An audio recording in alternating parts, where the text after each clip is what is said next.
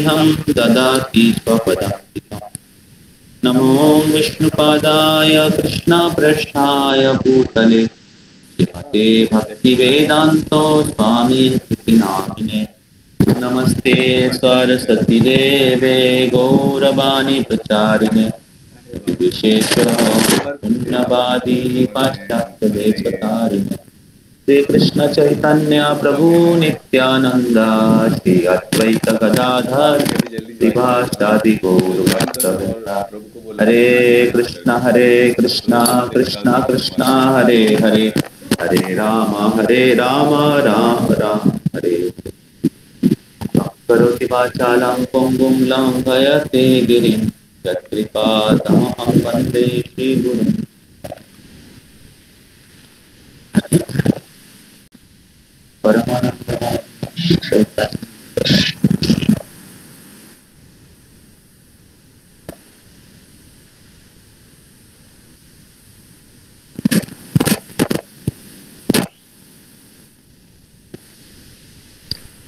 हरे कृष्णा, आप सबका स्वागत है। ये अमन कुमार। आदित्य बोलो। आदित्य मतलब कौन सा आदित्य? अच्छा, आदित्य गुप्ता जी। तो घर का नाम अमन है ना? लिखो, कुछ रेस्पॉन्ड करो। नहीं, एक्चुअली पे चला गया। हरे कृष्णा, वेलकम अमन कुमार। हरे कृष्णा। ओके, आज मैं एक सुंदर स्टोरी बताऊंगा, एक ट्रू स्टोरी जो मैं मेरे स्पिरिचुअल मास्टर से सुना। तो एक फैमिली था, हाँ। तो जिस फैमिली में एक हस्बैंड वाइफ और उनके 2 बच्चे थे। तो उस फैमिली के जो माता जी थी, जो वाइफ, तो बहुत धार्मिक थी और श्रील प्रभुपाद जी की कृपा से वो भक्तों के टच में आ गई। और जब भक्तों के टच में आई तो वो प्रभुपाद जी की किताबें पढ़ी तो बहुत इंस्पायर्ड हो गई और उन्होंने स्पिरिचुअल लाइफ शुरू कर दिया। तो इस प्रकार ये माता जी हर दिन जप करने लगी और इस्कॉन के सत्संग प्रोग्राम अटेंड करने लगी। और धीरे धीरे माता जी ने उनके बच्चे लोगों को कृष्ण कॉन्शियसनेस में ट्रेन किया। तो उनके बच्चे लोग बहुत ज्यादा बड़े नहीं थे, 10-12 साल की उम्र में थे। तो बेटा था उनका। तो इस प्रकार उनके बच्चे लोग भी बहुत ही अच्छा डिसिप्लिन और डिवोशन डेवलप कर रहे थे। तो इस प्रकार माता जी उनके बच्चे लोगों के साथ अच्छे कृष्ण कॉन्शियसनेस प्रैक्टिस करने लगी। बच्चे लोग पढ़ाई भी कर रहे हैं और उसके साथ साथ भक्ति भी कर रहे हैं। तो और फिर माता जी ने उनके प्रभु जो है, उनके हस्बैंड जो है, उनको कृष्ण कॉन्शियसनेस प्रैक्टिस करने के लिए सत्संग प्रोग्राम आने के लिए कहा। लेकिन उनके पति उसको कृष्ण कॉन्शियसनेस प्रैक्टिस करने के लिए एकदम नाराज है, एकदम राजी नहीं है। तो माता जी बहुत रिक्वेस्ट किया और उनको सत्संग प्रोग्राम आने के लिए इनवाइट किया। लेकिन उनके पति बहुत गलत संग के कारण उनके फ्रेंड सर्कल और बिजनेस सर्कमस्टेंसेस, बिजनेस एरियाज, अलग अलग चीज के कारण उनके स्पिरिचुअल लाइफ में कोई इंटरेस्ट नहीं था। और जब भी उनको स्पिरिचुअल लाइफ के लिए बोला जाता था तो हमेशा मना करते थे और स्पिरिचुअल लाइफ में कोई इंटरेस्ट नहीं दिखाते थे। और ऐसा भी कभी कभी वो उनके पत्नी को, उनके बच्चे को कृष्ण कॉन्शियस प्रैक्टिस करने के लिए मना करते थे। और बहुत बार वो कह देते हैं ये सब क्यों कर रहे हो, ये सब करने की कोई जरूरत नहीं है, ये सब फालतू है, अंधविश्वास है, जीवन तो मौज करने का है, अभी ये सब भक्ति भक्ति क्या करना है तो मृत्यु के समय पहले बुढ़ापा में करना है। तो ऐसे बहुत प्रकार से वो कृष्ण कॉन्शियसनेस के बारे में, स्पिरिचुअल प्रैक्टिस के बारे में बहुत खराब आइडिया और उनके फीलिंग अलग अलग प्रकार के कमेंट एक्सप्रेस करते थे। तो हालांकि माता जी ने बहुत प्रयास की और उन्होंने बहुत अच्छे तरीके से उनके पति का सेवा की और उनके परिवार का ख्याल रखी, लेकिन फिर भी उनके पति स्पिरिचुअल लाइफ प्रैक्टिस करने के लिए तैयार नहीं थे। तो इस प्रकार इस प्रकार बहुत साल बीत गया। तो एक बार क्या हुआ, उनके पति का, माता जी का जो पति है अचानक बीमार पड़ गए, और जब बीमार पड़ गए तो उनको हॉस्पिटलाइज किया गया। तो वो बहुत शारीरिक रूप से कष्ट पा रहे थे और उनको कुछ सीरियस डिजीजेस हो गया, और उनका ऑपरेशन होगा। तो जब ऑपरेशन हो रहा था तो उनको भयंकर सपना आया, ऑपरेशन थिएटर में, ऑपरेशन हॉस्पिटल में भयंकर सपना आया, और लगभग मृत्यु के जैसा भयंकर एक सपना आया। तो सपने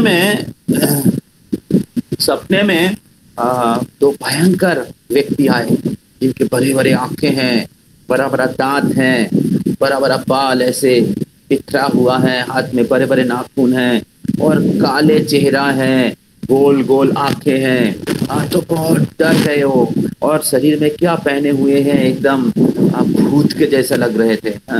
तो हालांकि वो भूत नहीं थे, लेकिन भूत के जैसा लग रहे थे। तो उनको कहा कि अभी तुमको मैं पिटाई करूंगा, चलो तुम हमारे साथ, आज तुमको मौत के घाट उतार दूंगा, तुमने बहुत पाप किया है, ऐसा सजा दूंगा कि पूरे जिंदगी भर याद रहेगा। ऐसे बोल के उनको उनके शरीर से निकाल के उनको बाहर खींच के लेके जा रहे थे। तो जब ये जो आदमी थे वो ऐसे भयंकर दृश्य देखा तो बहुत चिल्लाया कि नहीं, छोड़ दो मेरे को, छोड़ दो मेरे को, छोड़ दो, मैं नहीं जाना चाहती हूँ, मेरे को नहीं छोड़ दो मेरे को, छोड़ दो, तुम कौन हो, ऐसे मत करो, ऐसे मत करो, मैंने ये सब नहीं करूंगा, छोड़ दो मेरे को, छोड़ दो। ऐसे बहुत बहुत चिल्लाने लगे। तो लग रहा था कि उनके जीवन समाप्त हो जाता था। तो अपने जीवन बचाने के लिए बहुत बहुत बहुत प्रयास कर रहे थे। तो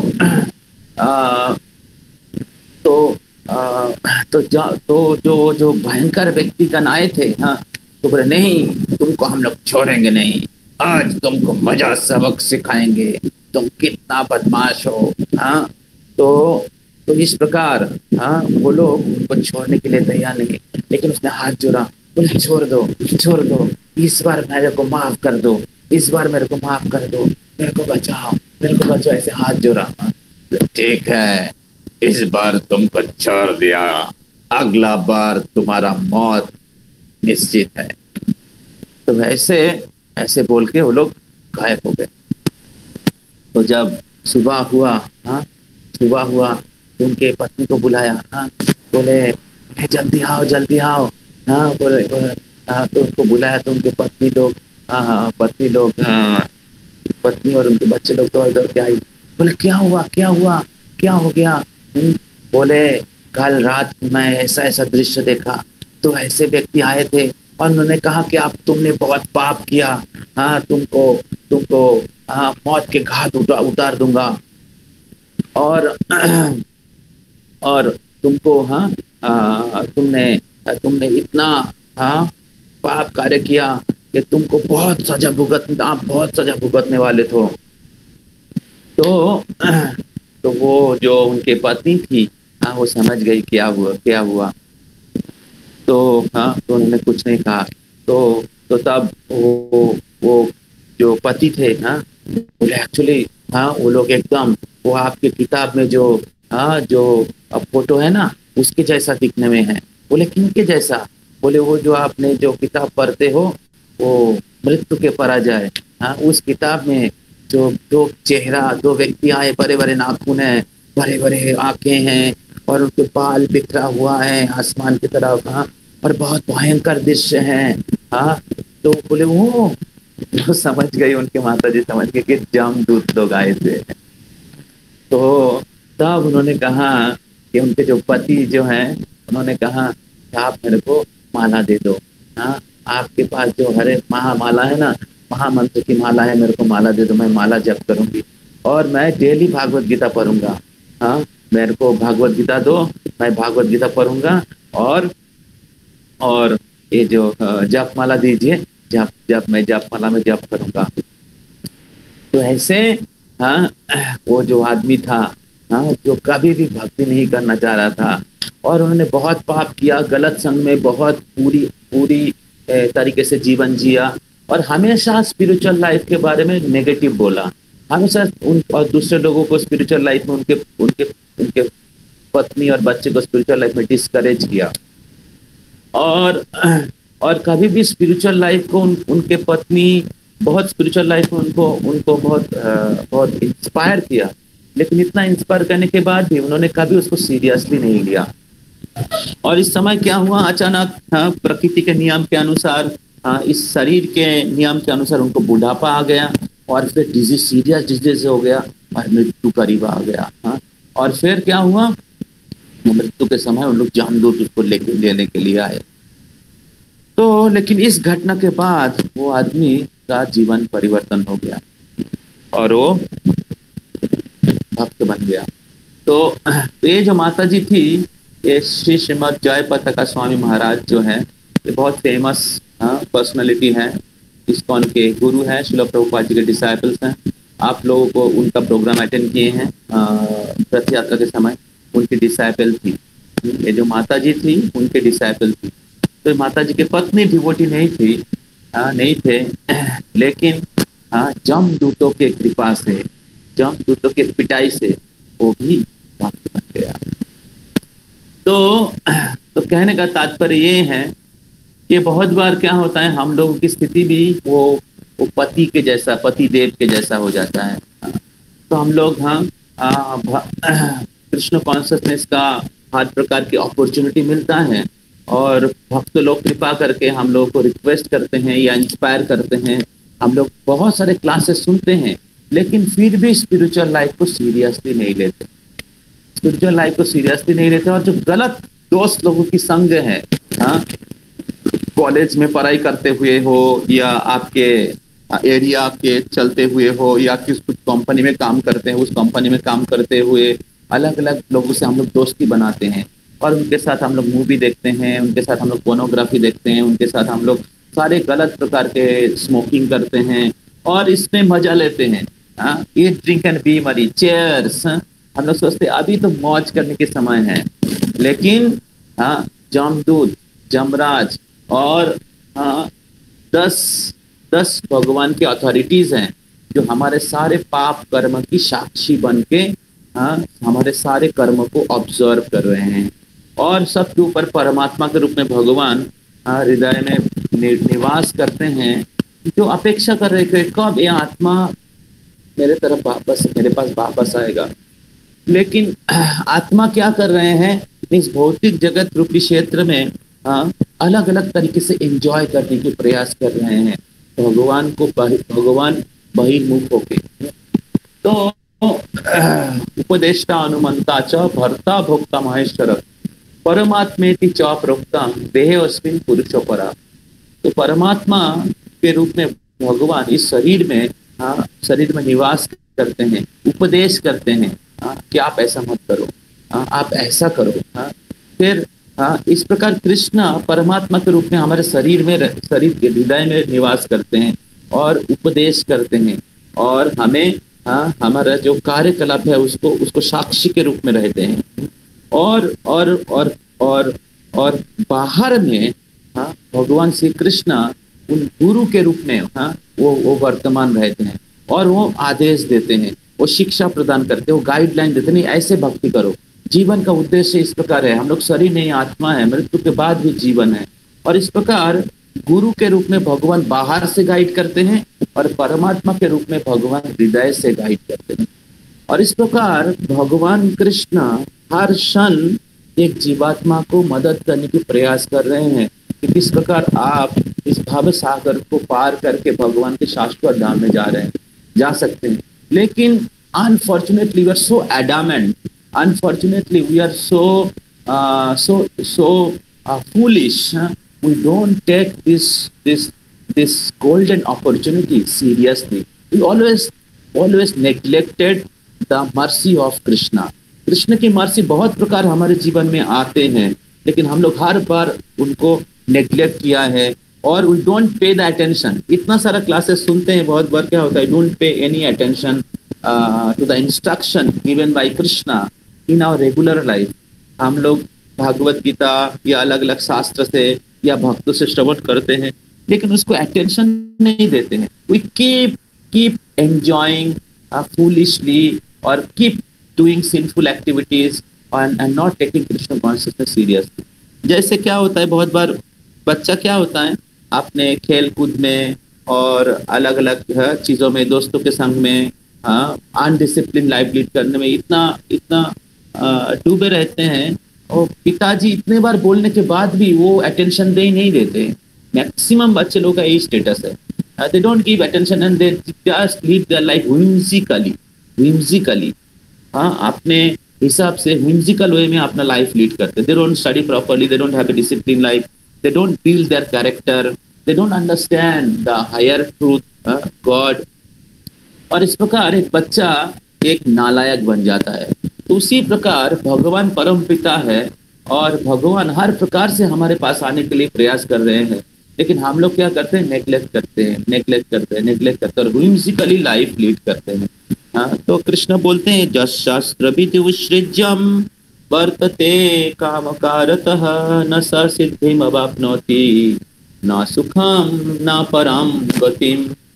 तो भागवत गीता में बहुत फेमस श्लोक है। तो इधर भगवान कह रहे हैं, जस शास्त्र विधि उत्सृज्य, जब कोई व्यक्ति शास्त्र के विधि विधान को तोड़ के वर्तते काम कारत एंड बिकम इन्वॉल्व इन काम वृत्ति, in sense gratification, in sinful desires and in undisciplined non devotional life, तो तब क्या होता है, न स सिद्धिम अवाप्नोति, न वो ऐसे व्यक्ति कभी इस जीवन में सिद्धि प्राप्त नहीं कर पाते हैं, इस जीवन में सफलता या परफेक्शन नहीं प्राप्त कर पाते हैं, ना सुखम, ना सुख लाभ करते हैं, ना पराम गतिम, ना अगले जीवन में उनका कोई सदगति होता है, अगले जीवन में उनको कोई अच्छा डेस्टिनेशन प्राप्त होता है।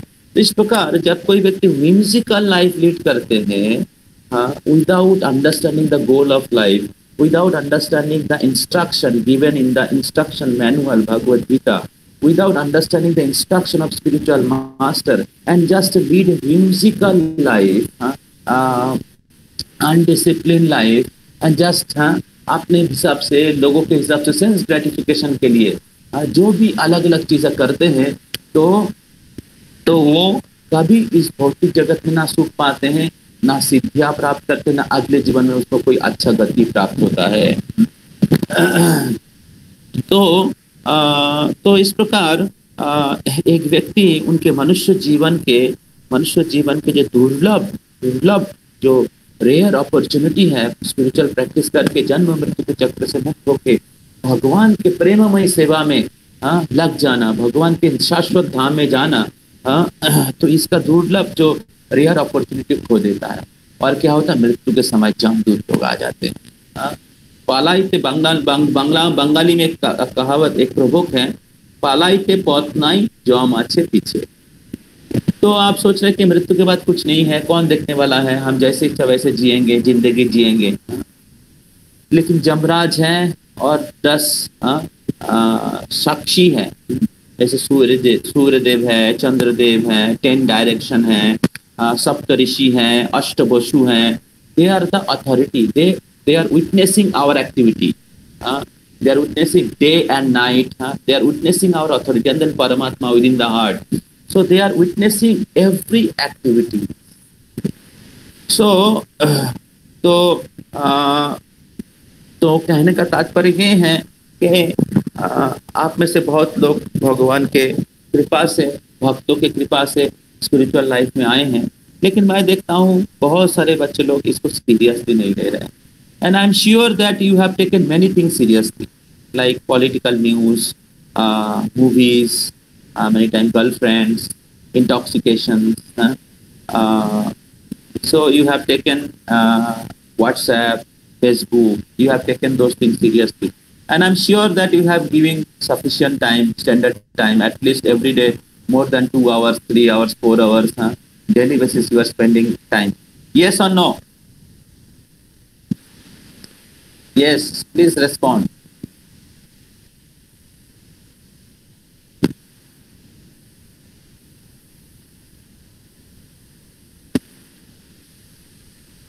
Yes, थोड़ा response करिए.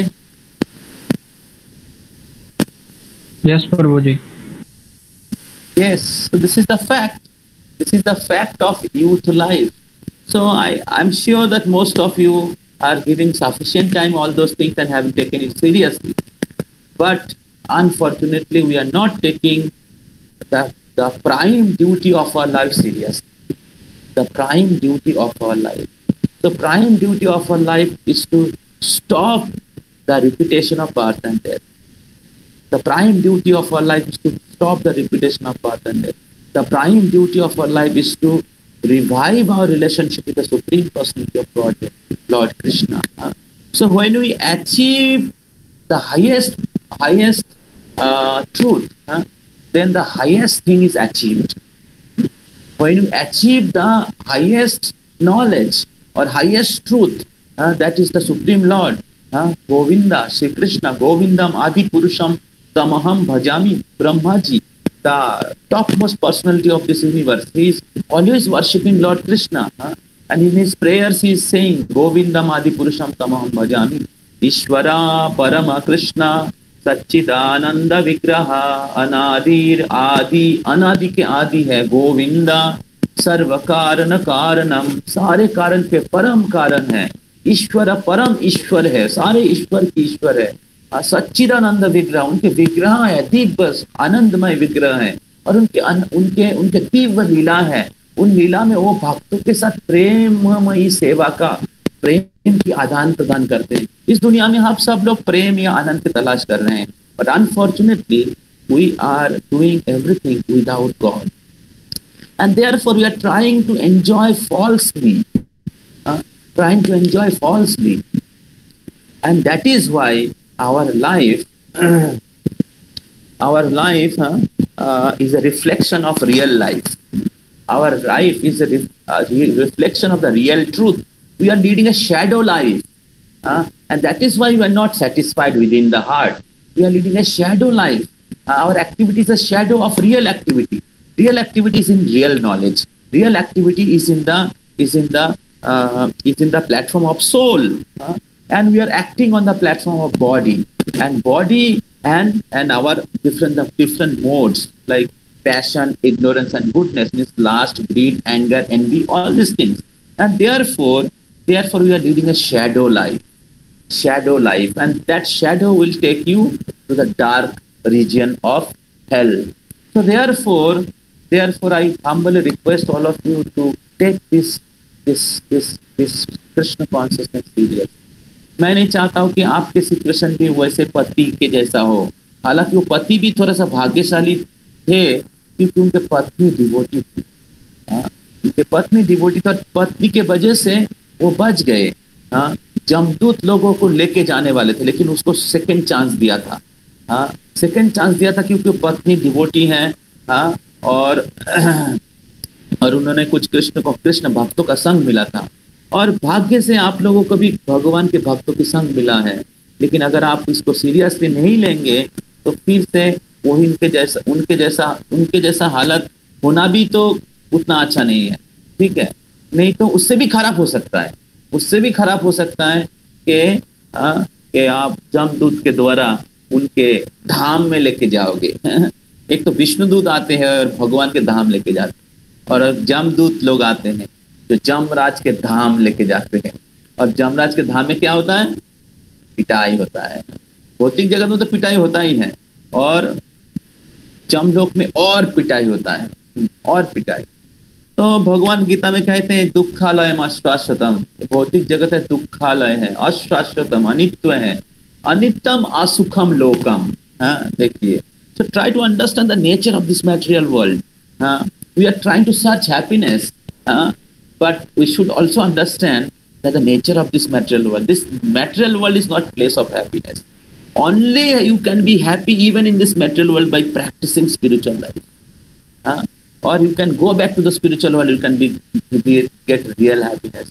So therefore, the nature of the material world, nature of sense gratification, nature of flickering mind, nature of whimsical behavior, nature of unwanted desire, nature of different urges of the senses. Try to understand the nature. If you are intelligent, try to understand this. If you think that you are intelligent, you are studying in engineering college or medical colleges, or you have good marks, then try to use your intelligence and understanding the nature of this material world, how material world is behaving, how whimsical mind behave, how unwanted desire make a trap for the soul, how urges of the senses, how it acts, and how soul just become victimized by all those unwanted bad habits. Try to understand that. Try to understand the difference between body and soul. Try to understand our temporary existence in this material world. When I was studying in my college, my mother passed away. And when my mother passed away, I immediately understood. I was not so much connected with the spiritual life, but little bit connection was there. My mother was receiver of ISKCON books, and the books used to come in my home. And we have visited ISKCON temple in Mayapur, but we are not connected. But some sukriti we had, some mercy Lord had in our life. But when my mother, so therefore, as soon as my mother passed, immediately this realization came that we are not this body, we are spirit soul. This realization came that we have to die one day, and therefore I was searching what is the solution, what is the goal of life. So everybody has to die. Everybody has to die, and therefore if we don't take this process seriously, then the acharyas are saying that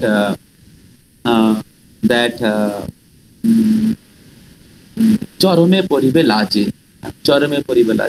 Then at the end of life, you have to feel ashamed. You have to face the shameful situation that whole life you have spent uselessly, but you did not practice the prime duty of life. You did not do this Krishna consciousness seriously. तो इसलिए मेरा request है आपसे कि आप लोग का भी जीवन ऐसे यूजलेसली वेस्ट मत करिए। लाइफ मीनिंगफुल होता है जब हम लोग स्पिरिचुअल प्रैक्टिस करते हैं, जब हम लोग भगवान के साथ हमारा संबंध को जोड़ते हैं भक्ति करने के द्वारा। और भक्ति करेंगे तो आपको आपका जो प्रेस्क्राइब ड्यूटी है उसको छोड़ना नहीं पड़ता है। Then why we are not taking Krishna consciousness seriously? Krishna is not taking that you give up your studies, you give up your family life. Krishna never says. There is many devotees, those who are very, very advanced in their family, their career, and they are practicing Krishna consciousness seriously. And we have so many students in our voice, and so many all over India, those who are very, very successful, more successful than all of you, and they are practicing Krishna consciousness so seriously. Then where is the reason we will not take up Krishna consciousness seriously? Why? Where is the reason?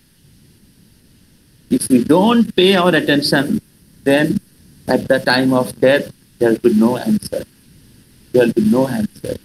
And we'll see जैसे exam hall में कोई व्यक्ति अगर prepared नहीं रहता है तो क्या होता है, जब एग्जाम आ जाता है, अगर प्रिपरेशन नहीं ले एग्जाम आता है तो उसको पता है कि ये मैंने प्रिपरेशन नहीं किया है और मैंने जानबूझ के मैंने अपना टाइम बर्बाद किया है और आज मैं फेल कर रहा हूँ।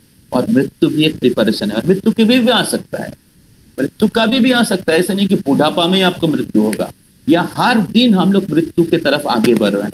Every day we are dying. इसे हाउ ओल्ड आर यू, ऐसे नहीं बोला जाता how young are you, how old are you, that means we are becoming old. If you are 25 years old, then 25 years you have already died. 25 years you cannot return back. And we don't know how many years are remaining for us. ये 1 साल भी हो सकता है, 1 महीना भी हो सकता है, 1 दिन भी हो सकता है। तो इसलिए अगर Krishna consciousness is the prime duty, why not we practice from now. बहुत लोग 1 माला, 2 माला, 3 माला, 4, 2 माला, 1 माला, 1 माला, but we are spending so much time for so many unnecessary activities, and Chamraj is watching, the different authorities, they are watching. So therefore there is sufficient time for practicing spiritual life, and same time you don't have to be irresponsible for your material responsibilities. Then why you don't practice Krishna consciousness seriously? Why you are not able to come to 16 round? Why you are not able to follow 4 regulative principles? तो इसलिए मेरा request है कि आप लोग, आपका situation भी वैसा मत करिए कि जंप दूत आएंगे और आपको पकड़ के ले जाएंगे।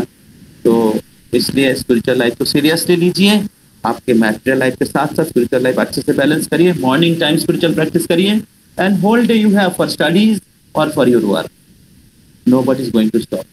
Morning you give for Krishna, and whole day you have your duty, and evening come, read Prabhupada books, and hear some lecture.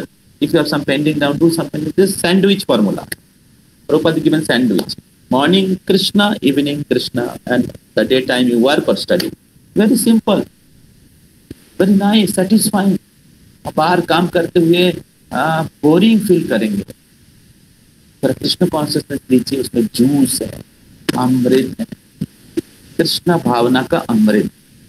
हरे कृष्णा कृष्ण कृष्ण हरे हरे, हरे राम राम राम हरे हरे। गीता प्रभुपाद की, हरे कृष्ण महामंत्र की जय। Is there any question? किसी का कोई प्रश्न है? पर मुझे सनातन धर्म मतलब थोड़ा डिस्क्राइब कीजिएगा तो। सनातन शब्द का अर्थ है जो शाश्वत है। शाश्वत मतलब जिसका शुरू नहीं है, जिसका शेष नहीं है, अंत नहीं है। जो शाश्वत है, जिसका शुरू नहीं हुआ, जिसका अंत नहीं होता है। तो भौतिक जगत में सब कुछ का शुरू होता है और शेष होता है। जैसे इधर ग्लास है, ग्लास को किसी ने बनाया है, इसका सृष्टि है, और इसका एक दिन खराब भी हो जाएगा। उसी प्रकार हमारा शरीर का भी एक शुरुआत होता है और अंत होता है। लेकिन उसी प्रकार इस भौतिक जगत का भी सृष्टि हुआ है और प्रलय होगा, लेकिन आत्मा का कभी सृष्टि नहीं है, आत्मा का कभी खत्म नहीं होता है, क्योंकि आत्मा भगवान की अंश है, और भगवान का कभी सृष्टि नहीं हुआ है, भगवान का कभी अंत नहीं होगा। भगवान शाश्वत है, और भगवान के अंश होने के नाते, भगवान की दास होने के नाते आत्मा भी शाश्वत है। इसको कहते सनातन। अभी आत्मा के साथ भगवान की जो संबंध है, कि आत्मा सनातन है और भगवान सनातन है, शाश्वत है, और इसलिए भगवान के साथ आत्मा का जो संबंध है वो भी शाश्वत है, वो भी सनातन है, और इसलिए धर्म जो होते हैं सनातन है। धर्म जो होते हैं, थोड़ा म्यूट करिए, धर्म जो होते हैं वो सनातन है, क्योंकि भगवान सनातन है, भगवान के साथ आत्मा का संबंध सनातन है, और भगवान के साथ आत्मा का जो संबंध है उसको धर्म कहते हैं। धर्म मतलब क्या? आत्मा के साथ भगवान की संबंध। भगवान ईश्वर है, जीव उनके सेवक है, और इसलिए भगवान के साथ आत्मा का जो संबंध है वो सेवा की संबंध है, इसको धर्म कहते हैं। और इसलिए धर्म भी सनातन है, क्योंकि भगवान एक है, भगवान शाश्वत है और जीव शाश्वत है, और इसलिए भगवान के साथ जो संबंध है वो भी शाश्वत है, सनातन है। और इसलिए ये जो हम लोग अभी जो भगवान को भूल चुके हैं, ये जो हम लोग भगवान को भूल चुके हैं, एक्चुअली भगवान के साथ हमारा संबंध खोया नहीं, भगवान के साथ संबंध हमेशा के लिए है। क्योंकि भगवान शाश्वत है, जीव भगवान के अंश है, ये कभी खोता नहीं है। हाँ, हम लोग क्या करते हैं ना, भक्ति के द्वारा उस संबंध को पुनर्जागृत करते हैं, भक्ति के द्वारा वो संबंध को रीएस्टाब्लिश करते हैं। जैसे कभी कभी अपने बेटे बच्चा अपने माता पिता को छोड़ के दूर चले जाते हैं, और उनको भूल जाते हैं, लेकिन उस बच्चे के साथ पेरेंट्स का कनेक्ट संबंध है हमेशा। तो जब भी वो रिटर्न आ जाता है तभी संबंध फिर से जुड़ जाता है। पेरेंट्स लोग वेट कर रहे हैं कब बच्चा आएगा। तो उसी प्रकार भगवान के साथ हमारा संबंध हमेशा के लिए है, लेकिन जब हम लोग भगवान बुला रहे हैं, आ जाओ बेटा आ जाओ, और उनके लिए वो शास्त्र भेज रहे हैं, खुद आ रहे हैं, उनके भक्तों को भेज रहे हैं, लेकिन जब हम लोग फेस जो हम लोग हमारा जो जो चेहरा है भगवान से क्या बोलते हैं उल्टा कर दिया है, उससे जब हम लोग भगवान की तरफ देखेंगे, we'll turn our face back to the Lord, then we'll see that Lord is waiting, he's raised his two arms that please come my child। इस प्रकार इस दुनिया में हम लोग we are searching for shelter, even our parents also will die one day, your family member, relatives, your means if you get married, your wife will die, your children will die, or you will die, so every relationship is temporary, but our relationship with the Supreme Lord is permanent, तो इसलिए हमें that is permanent shelter, that is permanent shelter, and we should take re-establish that relationship, and we should inspire family members also, that is real love। अगर आपके प्यारे family member को प्रेम करते हैं तो उनको कृष्ण कॉन्शियसनेस में एनकरेज करना चाहिए, कृष्ण कॉन्शियसनेस में लाना चाहिए। तो इस प्रकार वो भी भगवान के धाम चले जाएंगे, मृत्यु से पार कर जाएंगे, और यही परिवार के प्रति सही प्रेम है।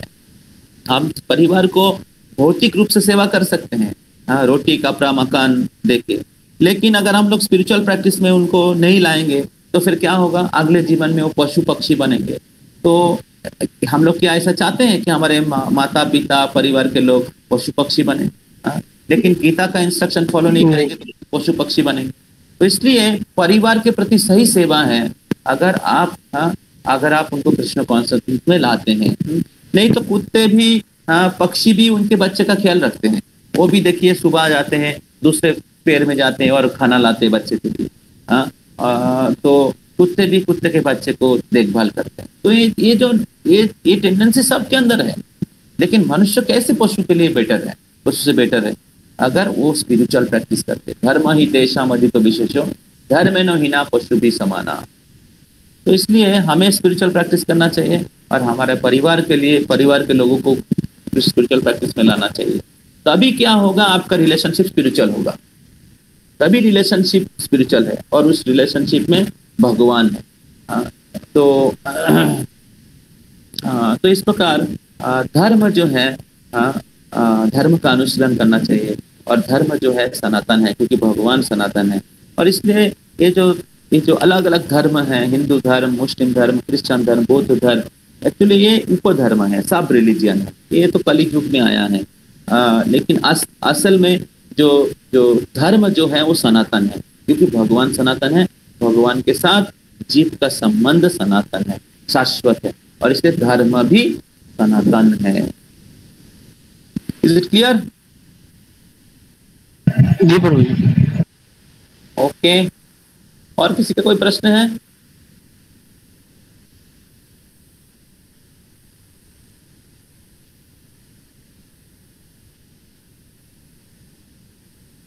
तो आप लोग कृष्ण